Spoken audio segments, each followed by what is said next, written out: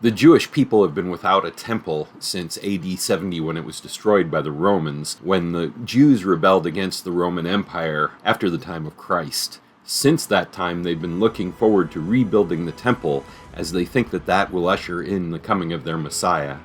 They fail to recognize that their Messiah has already come.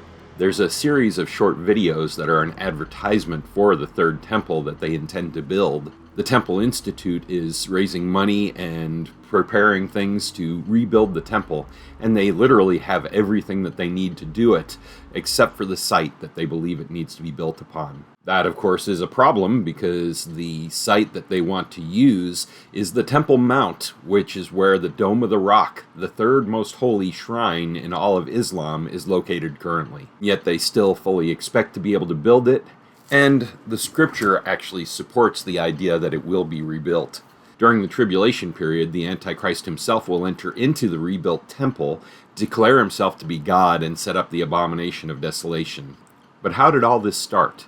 To understand that, we need to go to the scriptures. In Matthew 23, the Lord Jesus had spoken to the Pharisees and said some very scathing words. He called them serpents, vipers. He called them whited sepulchres full of dead men's bones. In verse number 33, he said, "Ye serpents, ye generation of vipers, how can ye escape the damnation of hell?" The Lord Jesus had said these things because the Jews had rejected him as their Messiah. He had come into the city of Jerusalem riding on a donkey. They shouted out Hosanna in the highest, and they laid down palm fronds, and they put down their coats in the way so that he wouldn't dirty his feet as he entered into the city. But then, just less than a week later, they are already calling for his crucifixion. The Jews at that time were looking for a Messiah who would lead them out of bondage from the Roman Empire and into being the capital of the world. But that's not what the Lord Jesus was offering the first time he came. He was offering them salvation from sin, and they weren't interested in that. They believed they had already established their own righteousness through the works of the law. The Pharisees had added much to the law in order to justify themselves before God, but that will never work. Galatians 2:16 says, "Knowing that a man is not justified by the works of the law, but by the faith of Jesus Christ. Even we have believed in Jesus Christ, that we might be justified by the faith of Christ, and not by the works of the law, for by the works of the law shall no flesh be justified." There was no redemption through working for your salvation. It has been and always shall be by faith in Jesus Christ that we are saved. In the Old Testament, they looked forward to the coming of the Messiah. Now we look back to the Messiah who has already come. But that brings me to the last part of chapter 23. In verse 37, "O Jerusalem, Jerusalem, thou that killest the prophets and stonest them which are sent unto thee, how often would I have gathered thy children together, even as a hen gathereth her chickens under her wings, and ye would not." The Lord Jesus said he wanted to gather them together, bring them into the kingdom, deliver the kingdom to them. But they didn't want it because he was offering a different deliverance than they thought. He was offering the deliverance from sin, but they wanted deliverance from the Romans. Because they had rejected him, he has now rejected them. And for the past 2,000 years, Israel has been placed upon the shelf by God. But Israel still has a future. In Romans 11:25 and 26, it says, "For I would not, brethren, that ye should be ignorant of this mystery, lest ye should be wise in your own conceits, that blindness in part has happened to Israel," and that's because of the fact that they rejected Jesus Christ, "until the fullness of the Gentiles be come in." That's the end of the church age. When God finishes the work of the church he's doing among the Gentiles, he's going to return his attention to Israel during the tribulation period. The end of that time is referred to as the fullness of the Gentiles. In verse 26 it says, "And so all Israel shall be saved, as it is written, There shall come out of Zion the deliverer, and shall turn away ungodliness from Jacob." The Lord goes on in Matthew 23, "Behold, your house is left unto you desolate." The Lord Jesus had repeatedly referred to the temple as his house or his Father's house, but here he refers to it as their house. It's no longer God's house because God had departed from the temple. They had rejected Jesus Christ, and God was no longer there. And the Lord Jesus said, "It's left unto you desolate, empty, and worthless." Then in verse 39, we read exactly what it refers to in Romans chapter 11 that we already read. It says, "For I say unto you, ye shall not see me henceforth, till ye shall say, Blessed is he that cometh in the name of the Lord." That brings us to chapter 24. And Jesus went out and departed from the temple, and his disciples came to him for to show him the buildings of the temple.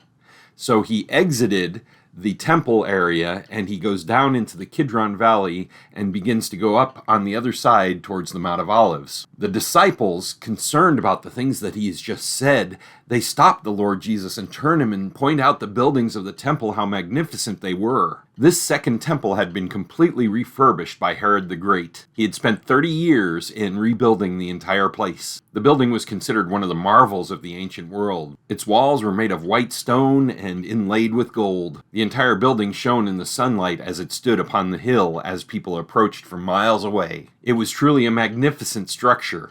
The disciples were shocked, and they said, "How can you say something like that about this wonderful place that we've built in honor of God?" The Lord Jesus responds in verse 2, "And Jesus said unto them, See ye not all these things? Verily I say unto you, there shall not be left here one stone upon another that shall not be thrown down." The Lord Jesus did not tell the disciples what I'm about to tell you, but he fulfilled those words of that prophecy about the temple to the letter in AD 70. We've already mentioned at that time the Jews had rebelled against the Roman Empire, seeking to throw off their tyranny. The Roman army under Titus, who later became an emperor, surrounded the capital city of Jerusalem for 5 months. The intention was to starve the Jews to minimize any resistance they might face when the Roman army went into the city. Instead of banding together to fight against the Romans, the different factions in the city fought amongst themselves, which only hastened their demise. On the 8th of September, the Roman army entered into the city of Jerusalem, but found very little, if any, resistance. Some sources say that they were ordered not to touch the temple because it was going to be converted into a pagan temple for the worship of Zeus. But that day, either the Jews or the Romans set fire to the temple. There was a great deal of gold that was used in the building of the temple, as well as there were rumors of treasure being hidden in the walls. The Roman soldiers knew these rumors, so as the fire died down, the soldiers went into the temple and began pushing stone off of stone, fulfilling the words of Jesus Christ to the letter that not one stone would be left upon another. That was the end of the second temple in Jerusalem. The nation of Israel went out of existence as they were defeated at Masada, and for the past 2,000 years they've wandered throughout the world without a home, until 1948. Following their terrible sufferings in the Holocaust, the Jews insisted on having a homeland. An agreement made in World War I allowed them to return to their ancestral lands. On May 14, 1948, Israel declared their national independence. Almost immediately, they found themselves at war with their Arab neighbors. Then finally, in the Six-Day War of 1967, Israel regained Jerusalem, and ever since, they have been looking to build the Third Temple. The Temple Institute has been accumulating all the materials and the money that's needed to do the rebuilding, and as we said, the only thing lacking is the site to build it on. But Scripture is very clear, the Third Temple will be rebuilt. But what does that mean to us as Christians? Well, it's exciting times we live in, of course, because it means that prophecy is actually being fulfilled, and we can look forward to the return of Jesus Christ any time. But some Christians are so excited about the rebuilding of the Third Temple that they're actually sending money over there to assist with it. Should we really be doing that? I love the Jewish people. I love the nation of Israel. But here's the problem. The rebuilding of the temple in Jerusalem is not a good thing. It is not honoring to God, because they're going to reestablish the same old sacrifices that never were able to save them. Hebrews 10:4 says it is not possible that the blood of bulls and of goats should take away sins. The temple sacrifices were never intended to take away sin, but rather to point to the Messiah who would come and take care of their sins forever. That Messiah was, of course, Jesus Christ. He died on the cross to pay for their sins and ours. To reestablish worship in the temple and recreate these sacrifices is to say that the sacrifice of Jesus Christ was not sufficient to pay for their sins. In Hebrews 10:11 it says, "And every priest standeth daily ministering and offering oftentimes the same sacrifices which can never take away sins. But this man," referring to Jesus Christ, "after he had offered one sacrifice for sins forever, sat down on the right hand of God." When Jesus Christ paid the price for our sin on the cross, that debt was paid forever. There is no need for sacrifices in any temple, because Jesus has paid the price. In Hebrews 10:18 it says, "Now where remission of these is, there is no more offering for sin." The offering of Jesus Christ was the only payment that could ever be made or need ever be made for sin. The building of the third temple in Jerusalem is a rejection of this truth in the New Testament. The Jews are still looking for a Messiah who is yet to come, but the reality is he's already come and they missed him. Either at the beginning of the tribulation or shortly before it, the temple will be rebuilt. The most likely scenario for this is that it will be permitted by the Antichrist when he confirms the covenant with many for 1 week. We find that in Daniel 9:27 where it says, "And he shall confirm the covenant with many for 1 week. And in the midst of the week he shall cause the sacrifice and the oblation to cease. And for the overspreading of abominations he shall make it desolate, even unto the consummation. And that determined shall be poured upon the desolate."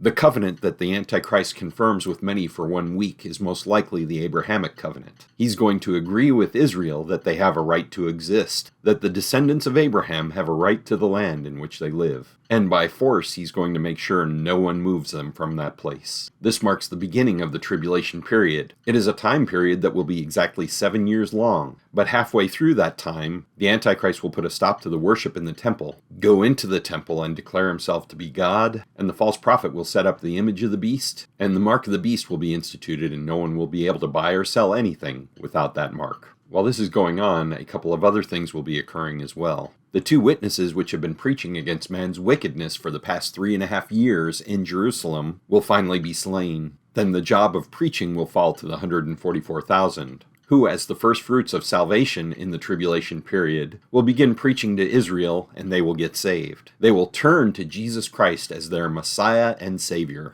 They will finally recognize him for who he is. And the result is multitudes of Gentiles will also be saved. But the Antichrist, who now has declared himself to be God, will not stand for it. The residents of Jerusalem will be forced to flee into the wilderness, where God will protect them for 3.5 years. Those that fail to flee, or those that are in other nations, will be hunted down by the Antichrist, whose preferred method of killing them will be beheading. No, the rebuilding of the temple is not a good thing, but it's something that is necessary to fulfill prophecy in Scripture. We live in exciting times, but we need to be very careful about praising ideas like the rebuilding of the temple. It does have to happen, but it's not a good thing. Essentially, it's a slap in the face to God because it's a rejection of what Jesus Christ did on the cross for us. But praise God, the final result will be the salvation of Israel and many others around the world. The tribulation period is coming, perhaps very soon, and it's important that you're ready. If we were to continue reading in Matthew 24, we would find that the events that are described in that passage look like they're happening all around us each and every day. Now, Matthew 24 actually refers to the tribulation period itself, but if we can see these things occurring now, it means that it's closer than ever. That being the case, it is so important that if you're not saved, you get saved today. You need to repent of your sin, and all that means is recognizing you're a sinner from the Word of God. Romans 3:23 says, "For all have sinned and come short of the glory of God." That means you, that means me. There's a price tag associated with that sin as well, and that we find in Romans 6:23 where it says, "For the wages of sin is death, but the gift of God is eternal life through Jesus Christ our Lord." Our sin has a death penalty attached to it. That's not only physical death, but spiritual death as well. And because of that, you need a Savior. Jesus Christ is that Savior. He is the Messiah. He is the Lamb of God. The sacrifices in the temple during the Old Testament period were all pictures of what Jesus Christ would do for us. That he would die on the cross to pay for our sins. He would shed his precious blood just like the Passover lamb that was killed each year. And like the book of Exodus says, when God sees the blood, he will pass over us. You can be saved today. Just admit you're a sinner to God. Pray and ask him for forgiveness through what Jesus Christ did and nothing else. And you have the promise of God in Romans 10:13, "For whosoever shall call upon the name of the Lord shall be saved." Again, that's you, that's me, that's anyone. Trust in Jesus Christ as your personal Savior today. Acts 16:31 says, "Believe on the Lord Jesus Christ, and thou shalt be saved." It is all about believing on Jesus Christ, not our good works, not church membership, not being baptized, not any of these other things, some of which are good things, none of which will save you. Only faith in Jesus Christ can save you. Won't you trust him today?